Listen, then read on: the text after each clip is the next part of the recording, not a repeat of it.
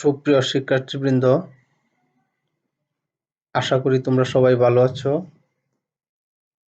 তোমরা সবাই ঘরে আছো, নিরাপদ আছো। অনলাইন ক্লাসে তোমাদের স্বাগতম জানাচ্ছি।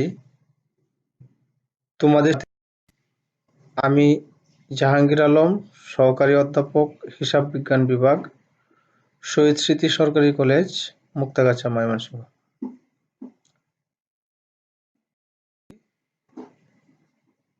শ্রেণী একাদশ, বিষয় হিসাব বিজ্ঞান, প্রথম পত্র।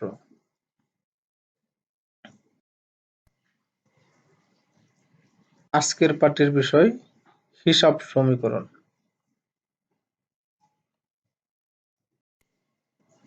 হিসাব সমীকরণটা কি?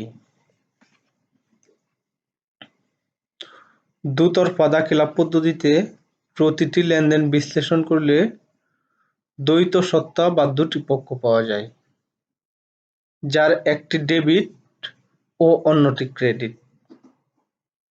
লেনদেনের এ দ্বৈত সত্তার উপর ভিত্তি করে আধুনিক হিসাব বিজ্ঞানীগণ একটি গাণিতিক সূত্র প্রবর্তন করেন, যা হিসাব সমীকরণ নামে পরিচিত। অর্থাৎ হিসাব সমীকরণের তিনটি উপাদান আছে: এ সমান সমান এল প্লাস ওই, এ সমান সমান অ্যাসেটস সম্পদ, এল সমান সমান লাইবিলিটি দায়, ওই মানে ওনার্স ইকুইটি মালিকানা সত্ত্ব।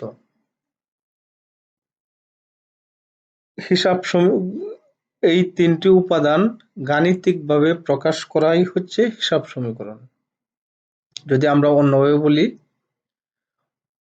যে গাণিতিক সূত্রের সাহায্যে ব্যবসায়ের মোট সম্পত্তি ও মোট দায়ের সম্পর্ক প্রকাশ হয় তাকে হিসাব সমীকরণ বলে। এই হিসাব সমীকরণের উপর ভিত্তি করেই হিসাব বিজ্ঞানের দুতরফা দাখিলা পদ্ধতির যাবতীয় কার্যক্রম সম্পাদিত হয়। সমীকরণটি এরকম: এ সমান সমান এল প্লাস ও ই। এখানে দেখো, এ সমান সমান অ্যাসেটস সম্পত্তি, ই ইকুইটি এটি একটি দায় এই জন্যই প্রতিষ্ঠান মালিকের নিকট দায়বদ্ধ। এ সমান সমান এল প্লাস ওই, এ সমান সমান অ্যাসেটস, এল সমান সমান লাইবিলিটি, ওই হচ্ছে অনার্স ইকুইটি মালিকানা সত্ত্ব, এল হচ্ছে বহির্দায়ী, ওই হচ্ছে অন্তর্দায়ী। অর্থাৎ প্রতিষ্ঠানের নিকট বাহিরের পাওনাদাররা যে দাবি বা পাওনা থাকে সেটাই হচ্ছে বহির্দায়ী, যেমন প্রদেয় হিসাব, প্রদেয় বিল, বকেয়া বেতন, বকেয়া মজুরি। ওইকে আবার বিশ্লেষণ করলে নিম্নোক্ত উপাদানগুলো পাওয়া যায়: ওই সমান সমান সি প্লাস আর minus E minus D. C মানে ক্যাপিটাল, মূলধন, ব্যবসায় মালিক যা বিনিয়োগ করে সেটাই হচ্ছে মূলধন। আর হচ্ছে রেভিনিউ, আয়, পণ্য বিক্রয় বা সেবা প্রদান করে যে টাকা পাওয়া যায় সেটাই হচ্ছে আয়। ই হচ্ছে এক্সপেন্স, পণ্য ক্রয় বা ব্যবসায় পরিচালনার জন্য যে ব্যয় হয় সেটাই হচ্ছে খরচ। ডি হচ্ছে ড্রয়িং, উত্তোলন, ব্যবসায় প্রতিষ্ঠান থেকে মালিক যা উত্তোলন করে সেটাই উত্তোলন, ড্রয়িং। তাহলে তোমরা দেখো, হিসাব সমীকরণের দুইটা পক্ষ, একটা এ আর একটা এল প্লাস ওই। এ সমান সমান সম্পদ, এল সমান সমান লাইবিলিটি, ওই সমান সমান অনার্স ইকুইটি। এ হচ্ছে ব্যবসায়ের সম্পদ, ব্যবসায়ের দৃশ্যমান ও অদৃশ্যমান বস্তুর সমষ্টি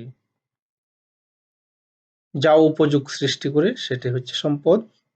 এল সমান সমান লাইবিলিটি, দায়, অর্থাৎ প্রতিষ্ঠানের নিকট তৃতীয় পক্ষের যে দাবি বা অধিকার পাওনা সেটাই হচ্ছে দায়। ওই হচ্ছে অনার্স ইকুইটি। অনার্স ইকুইটি মালিকানা সত্ত্ব, প্রতিষ্ঠানের নিকট মালিকের যে দাবি বা অধিকার, সেটাই হচ্ছে ওনার্স ইকুইটি বা ওই, এটা হচ্ছে ব্যবসার একটা অন্তর্দায়ী। এখন আমি একটা অঙ্ক করব। দাগটা এরকম: 2012 সালের 1 জানুয়ারি তারিখে জনাব আব্দুল কুদ্দুস নগদ 5,000 টাকা নিয়ে ব্যবসা আরম্ভ করেন। উক্ত মাসে তার ব্যবসায় সম্পাদিত লেনদেনগুলো ছিল নিম্নরূপ: 2012 জানুয়ারি 1 ব্যাংকে 3,000 টাকা জমা দিয়ে একটি হিসাব খোলা হলো। জানুয়ারি 3 নগদে 500 টাকার পণ্য ক্রয় করা হলো। জানুয়ারি 4 পণ্য বিক্রি করে 2,000 টাকার চেক পাওয়া গেল। জানুয়ারি 5 বিজ্ঞাপন বাবদ প্রদান করা হলো 50 টাকা। জানুয়ারি 7 ভাড়া 200 টাকার চেক প্রদান করা হলো। জানুয়ারি 10 দাঁড়ে পণ্য ক্রয় 2,000 টাকা ও দাঁড়ে পণ্য বিক্রয় 3,000 টাকা। জানুয়ারি 11 মালিক কর্তৃক পণ্য উত্তোলন 300 টাকা। করণীয় লেনদেনগুলো হিসাব সমীকরণে প্রভাব দেখাও। তাহলে আমি উপরোক্ত লেনদেনগুলো হিসাব সমীকরণে কিভাবে প্রভাব বিস্তার করে সেটা আমি দেখাবো। শুরুতে হিসাব সমীকরণটা আমি লিখলাম: সম্পদ সমান সমান দায় প্লাস মালিকানা সত্ত্ব, তারিখ, সম্পদ পাশে আমি দেখব কি কি সম্পদগুলো আসে। এই অঙ্কের ক্ষেত্রে নগদ এসেছে, ব্যাংক এসেছে, প্রাপ্য হিসাব এসেছে, দায় পাশে প্রদেয় হিসাব, মূলধন, রাজস্ব, খরচ, উত্তোলন। যেমন 2012 সালের জানুয়ারির 1 তারিখ জনাব আব্দুল কুদ্দুস 5,000 টাকা দিয়ে ব্যবসা আরম্ভ করেছিলেন। সেক্ষেত্রে নগদে 5,000 টাকা এবং ব্যবসা আরম্ভ করলে মূলধন হিসাবে তিনি এটা বিনিয়োগ করেছেন টাকাটা, সেই জন্য মূলধনে 5,000 টাকা। জানুয়ারির 1 তারিখ আরো একটা লেনদেন ছিল, ব্যাংকে জমা দেওয়া হলো 3,000 টাকা। তাহলে নগদ টাকা 3,000 কমে গেছে একটা সম্পদ, আবার ব্যাংক বেড়েছে 3,000 টাকা, এই জন্য ব্যাংকে যোগ। জানুয়ারির 3 তারিখ পণ্য ক্রয় করা হয়েছিল 500 টাকার নগদে। নগদে পণ্য ক্রয় করলে নগদ টাকা চলে গেছে 500 টাকা, পণ্য ক্রয় একটা খরচ, এই জন্য খরচ হচ্ছে 500 টাকা। 4 তারিখ নগদে বিক্রি ছিল 2,000 টাকা। নগদে পণ্য বিক্রি করলে নগদ টাকা বৃদ্ধি পায়, এই জন্য নগদে 2,000 টাকা যোগ হয়েছে এবং রাজস্ব 2,000 টাকা। জানুয়ারির 5 তারিখ বিজ্ঞাপন বাবদ পরিশোধ করা হয়েছিল 50 টাকা। বিজ্ঞাপন প্রদান করা এটা একটা খরচ, এই জন্য নগদ থেকে 50 টাকা বিয়োগ খরচ, সেখানে 50 টাকা। জানুয়ারির 7 তারিখ চেকে পণ্য ক্রয় করা হয়েছিল 200 টাকার। চেকে এই জন্য ব্যাংক থেকে কমে গেছে, ব্যাংক থেকে 200 বিয়োগ খরচে 200 বিয়োগ। জানুয়ারির 10 তারিখ বাকিতে একটা খরচ করা হয়েছিল, বাকিতে পণ্য ক্রয় করা হয়েছিল। বাকিতে পণ্য ক্রয় করলে একটা দায় বৃদ্ধি পেয়েছে, দায়টা কি? প্রদেয় হিসাব। এবং পণ্য ক্রয় এটা একটা খরচ, এই জন্য খরচে 2,000 টাকা। জানুয়ারির 10 তারিখ বাকিতে পণ্য বিক্রয় 3,000 টাকা। বাকিতে পণ্য বিক্রয় থেকেই প্রাপ্য হিসাবের সৃষ্টি। বাকিতে যেহেতু আমি বিক্রি করেছি সেই জন্য প্রাপ্য হিসাবে 3,000 টাকা, বিক্রয়টা একটা আয়, এই জন্য রাজস্বতে 3,000 টাকা।